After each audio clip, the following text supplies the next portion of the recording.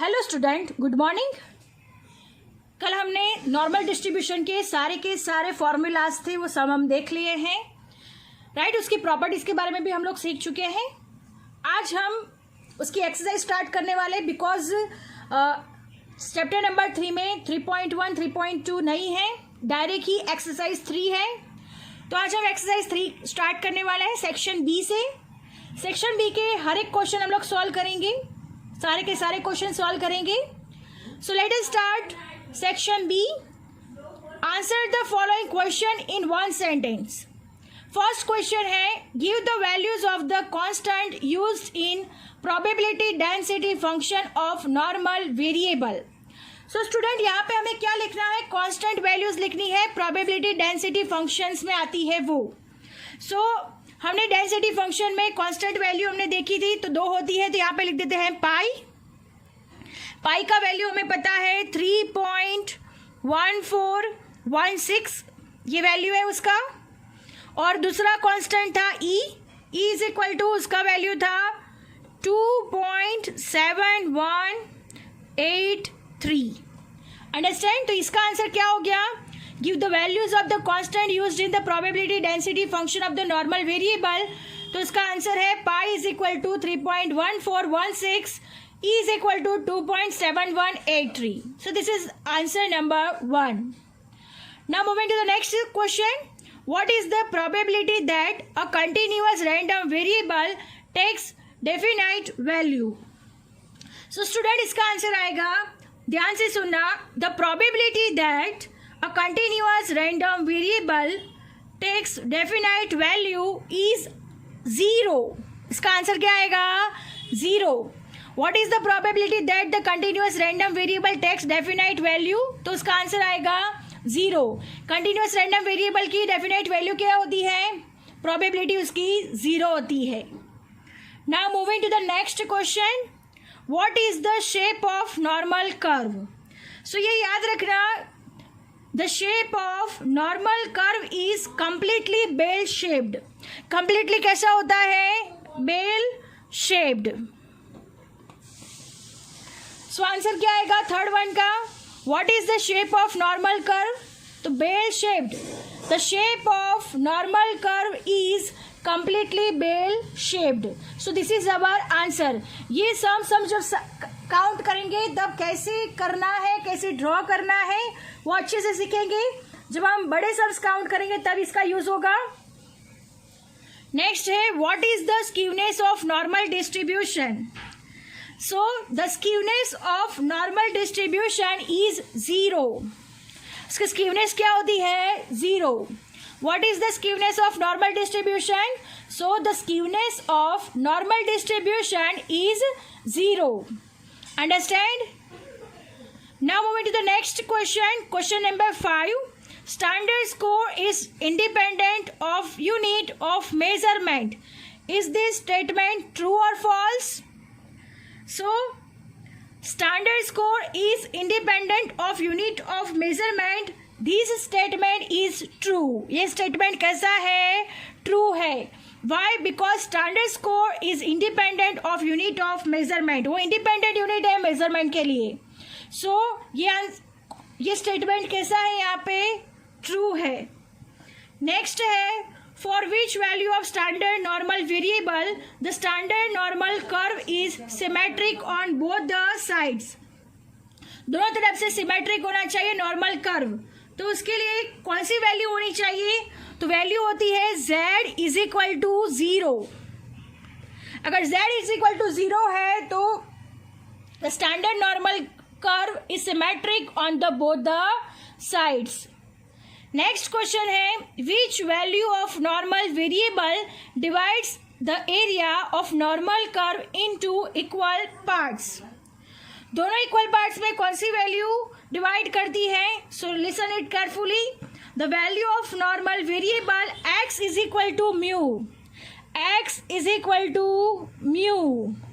Understand? x is equal to mu यानी mean divides the area of normal curve in two equal parts. यानी बीच में mean होता है, फिर 2 equal parts को वो divide करती है। ये बेल शेप में आएगा, जब हम सीखेंगे तब अच्छे से सीखेंगे, बट अभी which value of normal variable divides the area of normal curve into two equal parts? So x is equal to mu. Next है what percentage of area is covered under the normal curve within the range mu minus 2 sigma to mu plus 2 sigma. So let's read carefully. ये हमने जो property सीखी थी कि m minus 2 sigma m plus 2 sigma का एरिया कितना होता है, तो मैंने आपको तभी बताया था कि आपको ये याद रखना है. सो हम लोग यहाँ पे उसका एरिया लिख देते हैं 95.45%. अंडरस्टैंड, 95.45% आप लोग लास्ट वीडियो में चेक कर सकते हो कि म्यू माइनस 2 सिग्मा और म्यू प्लस 2 सिग्मा का एरिया क्या होता है. अंडरस्टैंड, तो this is the area of mu minus 2 sigma to mu plus 2 sigma is equal to 95.45%. Understand, these are the questions and these are the answers. Now moving to the next question. Mean of the normal distribution is 13.25 and its standard deviation is 10. Estimate the values of its third quartile. So student, हमें यहाँ पे क्या find करना है? Q3 is equal to question mark. Third quartile मतलब यहाँ पे हमें Q3 फाइंड करना है. तो सबसे पहले हम लोग क्या करेंगे, तो फॉर्मूला रखेंगे. हमें मीन दिया हुआ है 13.25, स्टैंडर्ड डेविएशन दिया हुआ है यानी सिग्मा दिया हुआ है हमें 10, राइट. और फिर Q3 हमें फाइंड करना है. So let us start. Dear student, in our question mean is equal to given 13.25, standard deviation it mean sigma is equal to given 10, और हमें क्या फाइंड करना है? Q3 इज इक्वल टू हमारे पास क्वेश्चन मार्क है.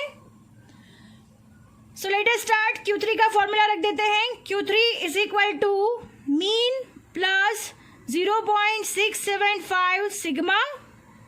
सो mean हमारे पास है 13.25 प्लस 0.675 सिग्मा है हमारे पास 10. अब हम इसको सॉल्व करेंगे. 13.25 प्लस 0.675 इंटू 10 यानी 6.75 हो जाएगा. अब इन दोनों का प्लस करेंगे तो लास्ट आंसर आएगा 20. So our answer Q3 is equal to answer आएगा हमारे पास 20. अंडरस्टैंड स्टूडेंट्स, कैसे हमने Q3 फाइंड किया? यहाँ पे Q3 का सिर्फ फॉर्मूला रखना है. आपको ये फॉर्मूला लर्न करना बहुत ही ज़रूरी है. मैंने जब ये फॉर्मूला आपको समझाए थे तभी आपको बोला था कि अगर आपको फॉर्मूलाज यहाँ पे आएंगे तो आपके लिए बहुत ही ईजी हो जाएगा. Understand, so Q3 is equal to 20. This is our answer. Now moving to the next sum. Next sum है for a normal distribution having mean 10 and standard deviation 6, estimate the value of quartile deviation. यहाँ पे हमें क्या find करना है student? Quartile deviation find करना है, यानी क्वार्टाइल डेविएशन यानी QD फाइंड करना है, जिसका फॉर्मूला हम लोग कल सीख चुके हैं. QD का फॉर्मूला हमारे पास 2/3 सिग्मा. सो हम ये फॉर्मूला से QD फाइंड कर देंगे. तो यहीं पे फाइंड कर देते हैं. हमें मीन दिया गया है, मीन इज इक्वल टू दिया गया है 10, स्टैंडर्ड डेविएशन यानी सिग्मा दिया गया है 6. अब हमें क्या फाइंड करना है? क्वार्टाइल डेविएशन फाइंड करना है. So look at here student, quartile deviation का फॉर्मूला रख देते हैं. QD is equal to 2/3 sigma. 2/3 sigma है हमारे पास 6, तो यहाँ पे 6 रख देते हैं. सो 3 2 जा 6 हो जाएगा. तो हमारा लास्ट आंसर आएगा, क्वार्टाइल डेविएशन का आंसर आएगा 4. अंडरस्टैंड स्टूडेंट, 4 कैसे लाए हम लोग? सिर्फ क्वार्टाइल डेविएशन का फॉर्मूला रख देना है और फिर ये सम को सॉल्व कर देना है. Understand. Now moving to the next question. The approximate value of mean deviation for a normal distribution is 8. Find its standard deviation. So students, हमें यहाँ पे standard deviation find करना है और हमें क्या कहा गया है? mean deviation दिया गया है. mean deviation of normal distribution is 8. So student, यहाँ पे हमें mean deviation दिया गया है 8 और हमें क्या find करना है? standard deviation. So let us start. So student, सबसे पहले हम लोग यहाँ पे लिखेंगे. तो सबसे पहले हम लोग को क्वेश्चन में जो दिया गया है वो लिखते हैं. मीन डेविएशन लिखते हैं.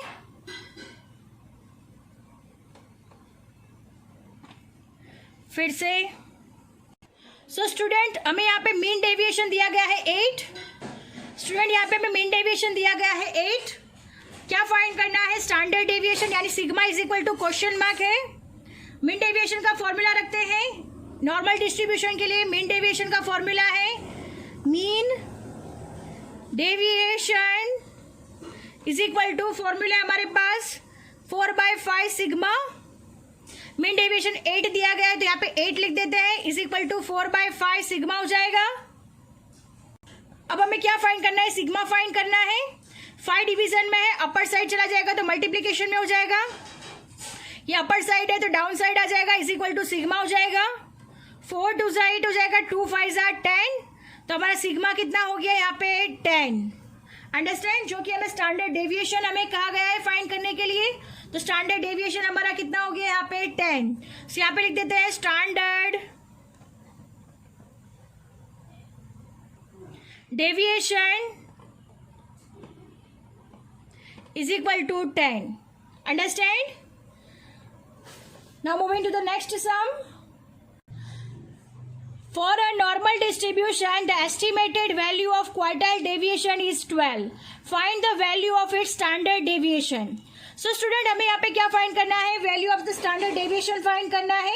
क्वार्टाइल डेविएशन का हमें वैल्यू दिया गया है 12, यहाँ पे ही कर देते हैं quartile deviation is equal to, हमें वैल्यू दी गई है 12।